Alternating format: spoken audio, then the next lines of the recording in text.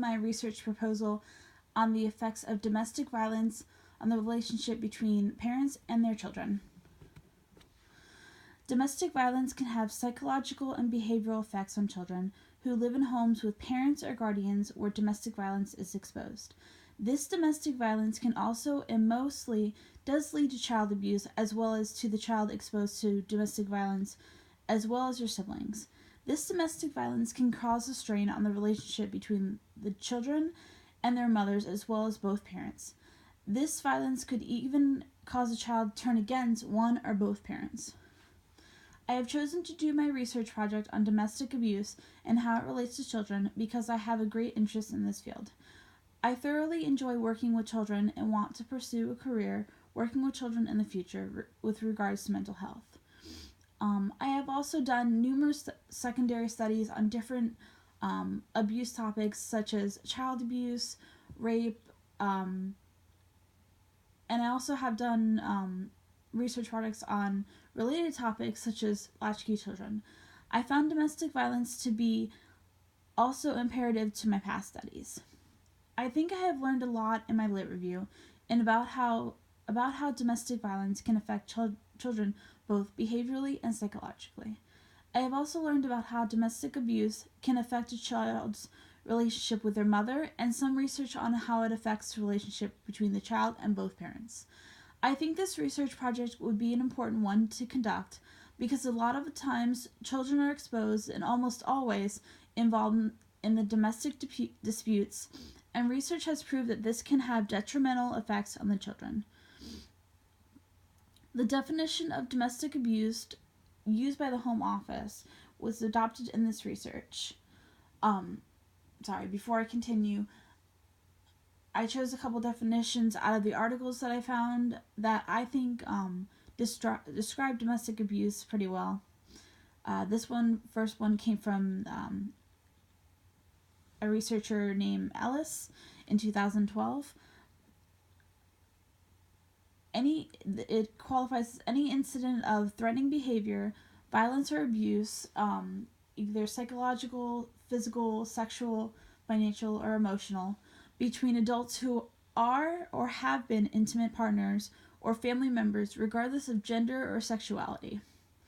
The second one is from Warren Dodd in 2009. The term domestic violence and abuse describes a continuum of behaviors ranging from verbal abuse through to threats and intimidation, manipulative behavior, and physical and sexual assault, to rape and even homicide. It may also include destructive criticism, disrespect, breaking trust, isolation, and harassment.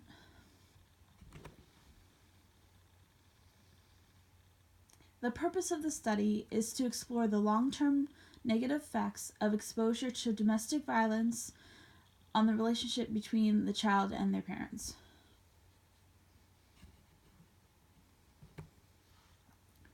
As far as my research question goes, what are the long-term negative effects of exposure to domestic violence on the relationship between the child and their parents? I chose 4 different themes for my research project,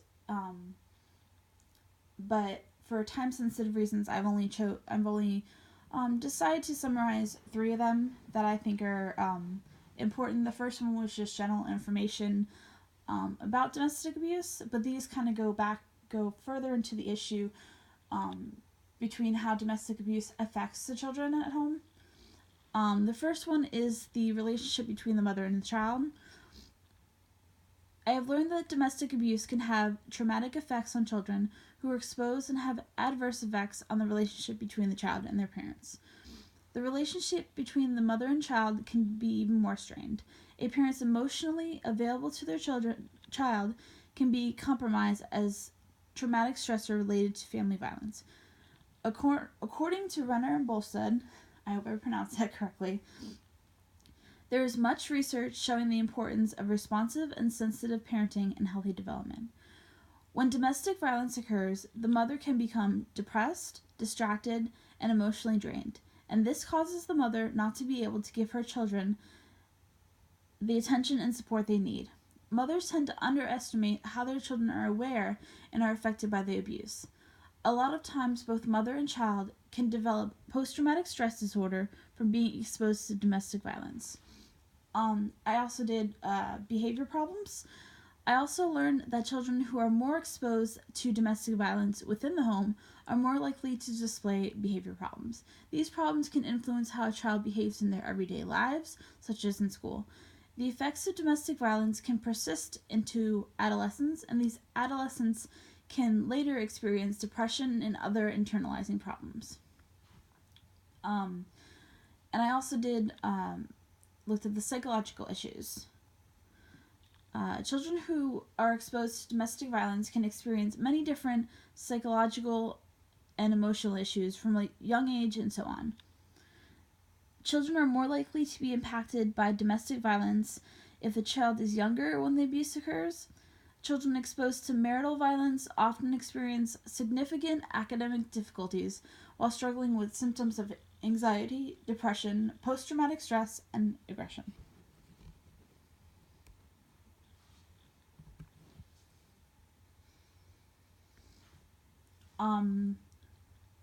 I would like to do a qualitative study for this because I want to look at more of children's experiences rather than statistics and such.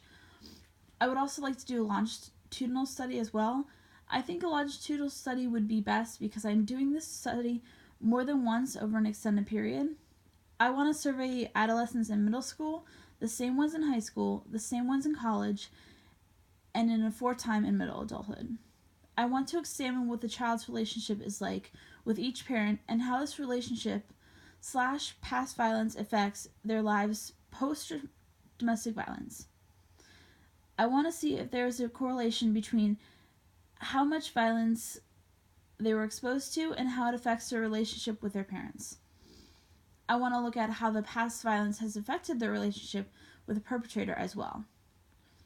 I plan to give a survey to 100 students across various middle schools in the area, and then the same students are in high school, college, and so on. I will ask questions such as, on a scale of 1 to 5, how close are you with your mother or father? 1 being not close at all, 5 being I spend quality time with them on a daily or weekly basis.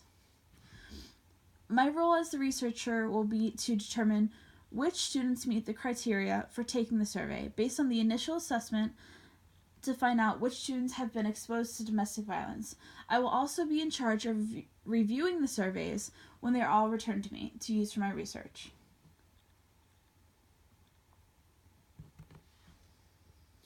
I will collect my data by sending out the surveys to all the middle schools in the area to find students who have been exposed to domestic violence at home. This can be found out by previous counseling by the guidance counselor or referral from an outside counselor or family member. I will gather participants by sending out an email to guidance counselors at the middle schools where the students are located with permission slips attached. From there, the guidance counselors will meet with the students after school or even during their lunch period. Probably in the group setting would be best, I believe, and have the students fill out the surveys and return the surveys directly back to the guidance counselor to be submitted back to me. However, before the students can fill out the surveys, they must turn in a permission slip signed by the guardian. If the students are unable to meet in person to participate in the study for all the times required, I will be willing to mail the surveys to them and have them send them back at their earliest convenience. I hope that this will keep my participants from falling through the cracks, but I do know life happens and availability is not always the case.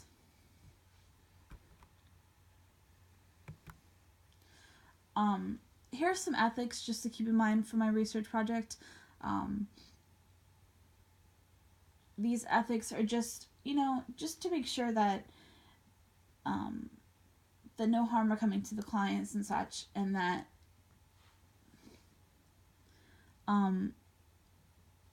most of these, so for time sensitive, I'm just going to list the ones that I used instead of going completely through them. I'm sure you guys can look at them at a later point if you choose to. I chose informed consent, avoiding harm and imposing values, and respect for confidentiality.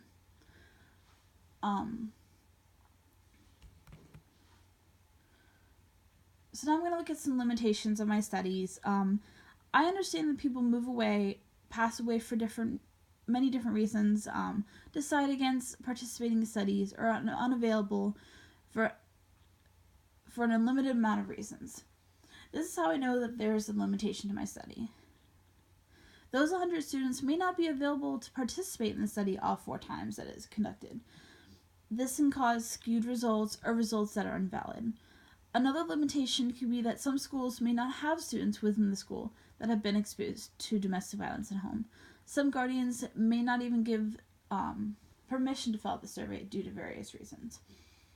I was thinking about it earlier, and I do think that maybe the study would be easier to follow students, further into future, like through high school and such. If maybe I survey some students at private schools, I don't know if it's still, if there's still schools like this out there, but when I was a kid, my stepsister went to a school, a private school, that was K through 12. And I think that might be a little easier to follow students through with surveying them over the years if they're still going to the same school all the way through high school and such. I think that there's much to learn about how domestic violence affects children exposed to such. I think that there's also a lot to learn about how the relationship between parents and children who are exposed to domestic violence. I think that this research project is a good start to the research to be done about the negative effects of domestic violence on the relationship between parents and their children. Aside from research that is probably already out there, I would also in the future like to do research on how domestic violence and child abuse correlate. I believe that there is some tweaking that needs to be done for this research article to pass the National Review Board and be conductable. In conclusion, I would really like to see where and how far I can take this research project and what the end results will be.